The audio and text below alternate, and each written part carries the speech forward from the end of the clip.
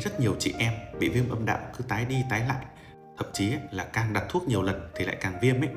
là do các bạn nghĩ âm đạo nó giống như là lòng bàn tay và càng rửa sạch thì càng tốt. Nhưng thực tế thì hoàn toàn ngược lại các bạn nhé. Bên trong âm đạo có cả một hệ vi sinh vật có lợi, trong đó quan trọng nhất là lợi khuẩn Lactobacillus. Những cái lợi khuẩn này thì nó giúp duy trì môi trường âm đạo có tính axit nhẹ,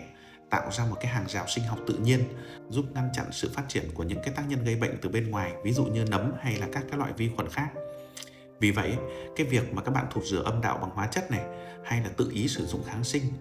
đặt thuốc khi mà chưa có chỉ định của bác sĩ, hoặc là bỏ qua bước bổ sung lợi khuẩn sau mỗi một đợt điều trị viêm thì đều làm mất cân bằng hệ vi sinh của âm đạo,